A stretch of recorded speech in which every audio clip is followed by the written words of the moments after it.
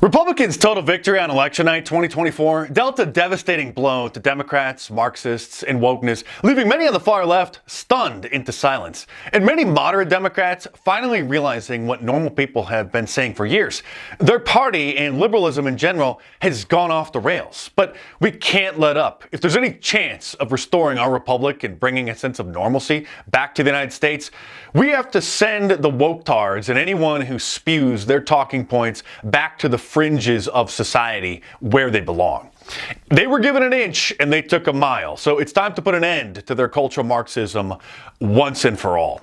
One simple tool that everyone should use to combat the craziness is turning their terminology against them by linguistically hijacking leftist buzzwords. When they talk about white fragility, point out black fragility, which I would define as discomfort and defensiveness on the part of some black people who live in a predominantly white culture due to fixating on long since past injustices which they never experienced and weren't experienced by anyone in their family alive today, causing them to imagine racism where none exists and pine away for living in a culture that is predominantly black instead. When they whine about whiteness or white normativity, they just bring up their white envy, which is when black or other non-white people who live in a predominantly white culture feel envious of the society because their ancestors lack the skills, knowledge, or possessions of others in the dominant culture, often resulting in resentment and demands for reparations instead of accepting personal responsibility for their own situations today and working to improve their lives through hard work, discipline, and other ethical means of achieving success and happiness. When they talk about the need for more diversity,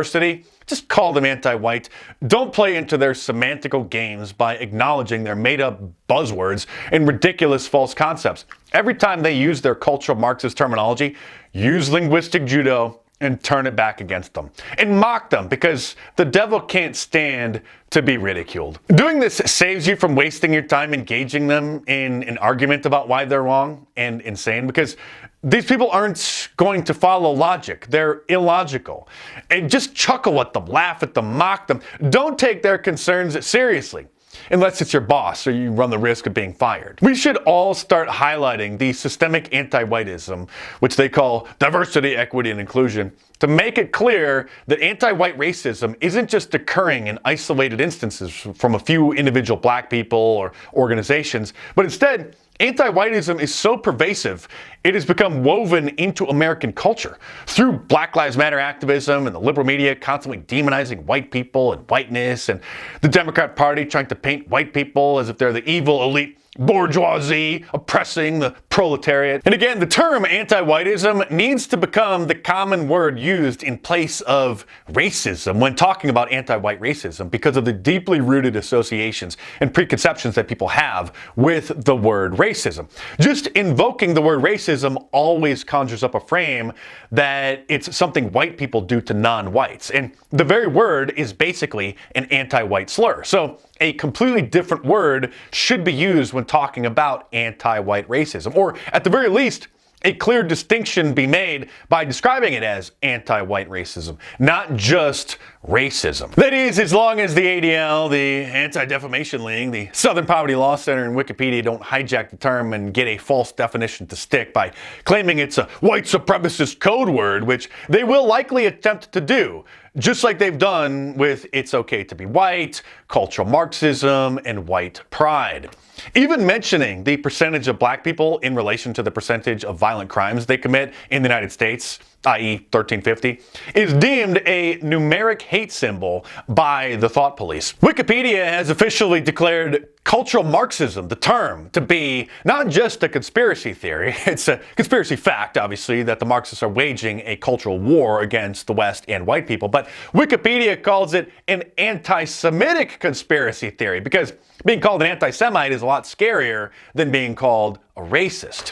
When the left mentions white privilege, turn it around on them and point out that black privilege is actually the centerpiece in our culture now, since black people are put on a pedestal and treated as if they deserve some special social benefits and treatment because they've been exploiting grievances about injustices in the distant past and laying guilt trips on white people in order to subvert equal rights and blind justice. This black privilege often stems from false perceptions of racism where none exists, or fabricating incidents of racism in order to leverage power over white people. They try to wield this power to silence criticism or judgment about any aspect of their culture, like glorifying thugs and drugs and crime, or others pointing out the high percentage of single mothers in the black community.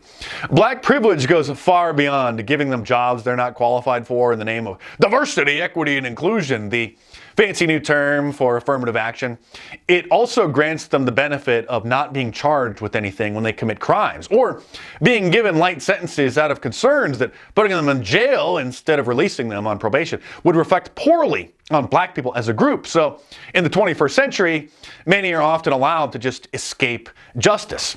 Black privilege also entails having TV shows and entire networks like BET and Fox Soul dedicated to black-only entertainment, and having black-only dating apps, black-only beauty pageants, black-only dorms at colleges, and being able to openly proclaim that black people are the best and black is beautiful, while flying into a violent rage if a white person were to say the same thing about their race. We all know what would happen if a white person said that they wanted to live in a white-only community, or if white students said that they wanted to live in white-only dorms, or if a network wanted to produce a show that expressly doesn't include any blacks or Latinos, and instead would focus on a white family or community without any forced diversity. All hell would break loose. But every other race can make such demands and are given those accommodations without any resistance.